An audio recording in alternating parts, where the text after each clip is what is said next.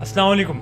आज की इस वीडियो में हम बात करेंगे पाकिस्तान के पॉलिटिकल क्राइसिस के बारे में। इन्होंने पाकिस्तान में बसने वाले एक आम इंसान को किस तरह से मुतासिर किया है और किस तरह से पाकिस्तान में ये जो पॉलिटिकल इंस्टेबिलिटी है, पाकिस्तान में ये जो पॉलिटिकल क्राइसिस हैं, इनका खात्मा हो सकता है। तो चलें शुरू करते हैं।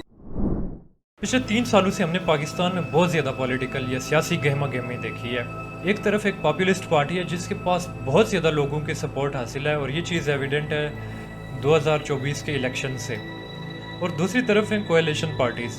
अब ये कोएलिशन पार्टीज़ पॉपुलिस्ट पार्टी को रोकना चाहती हैं by any means including the use of force.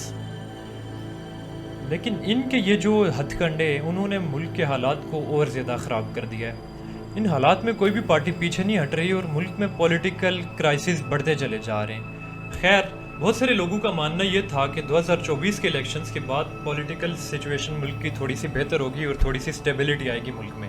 लेकिन बदकिस्मती से ऐसा नहीं हुआ, बल्कि इलेक्शंस के बाद मुल्क में नए पॉलिटिकल क्राइसिस ने जन्म लिया, क्योंकि पॉपुलिस्ट पार्टी जीतने के बावजूद गवर्नमेंट नहीं बना सकी और इस वजह से मुल्क में पॉलिटिकल इंस्टेबिलिटी मज़ीद बढ़ गई। अब इस पॉलिटिकल इंस्टेबिलिटी की वजह से सबसे ज़्यादा अगर सफ़र किया है तो वो एक आम आदमी ने किया है। वो किस तरह से?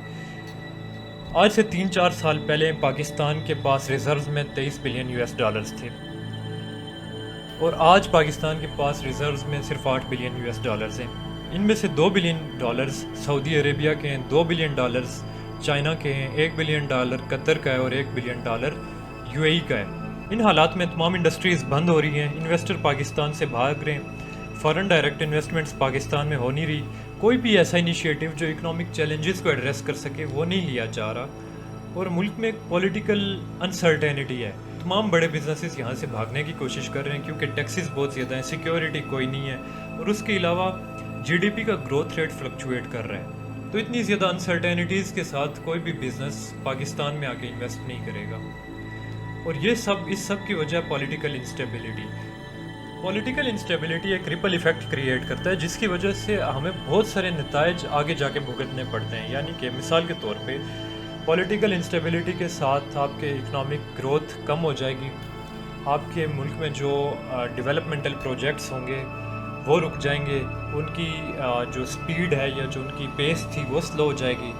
जब इकोनॉमिक एक्टिविटी रुकेगी तो ज़ाहिर सी बात है इकोनॉमिक क्राइसिस होंगे। इकोनॉमिक क्राइसिस जब होंगे तो मुल्क में सोशल डिसऑर्डर बढ़ेगा क्योंकि लोग चोरी चकारी डाका इस तरफ ज़्यादा मुलविस हो जाएंगे। तो पॉलिटिकल इंस्टेबिलिटी से आपके मुल्क में एनर्जी फैलती है, सोशल डिसऑर्डर फैलता है और इससे फिर एक आम आदमी मुतासिर होता है। हम इकोनॉमिकली इससे मुतासिर हुए हैं पॉलिटिकल इंस्टेबिलिटी की वजह से। हम सिक्योरिटी का हमें थ्रेट है क्योंकि कोई पता नहीं है कि बाहर जाके कौन आपको लूट के चला जाए, कौन आपको 200, 300, 800 रुपये के लिए गोली मार के चला जाए। पॉलिटिकल स्टेबिलिटी एक मुल्क में ना एक फाउंडेशन की तरह होती है। अगर मुल्क में पॉलिटिकल स्टेबिलिटी है तो मुल्क बेहतर चलेगा। अगर फाउंडेशन मजबूत है, अगर बुनियाद मजबूत है तो ऊपर तमाम इमारत मजबूत होगी, लेकिन अगर बुनियाद कमज़ोर है तो इमारत भी कमज़ोर होगी। तो पॉलिटिकल इश्यूज़ को एड्रेस करने की ज़रूरत है और ये किस तरह से हो सकते हैं?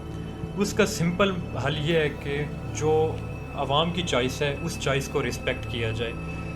जो पार्टी जीती है उसे गवर्न करने की इजाज़त दी जाए और पॉपुलिस्ट पार्टी को हराने का अगर तरीका कोई है तो वो यही है कि गिव देम पावर। अगर वो अपनी चीज़ें डिलीवर कर देते हैं जो वो क्लेम कर रहे हैं तो it will be blessing in disguise, मुल्क बेहतरी की तरफ जाएगा।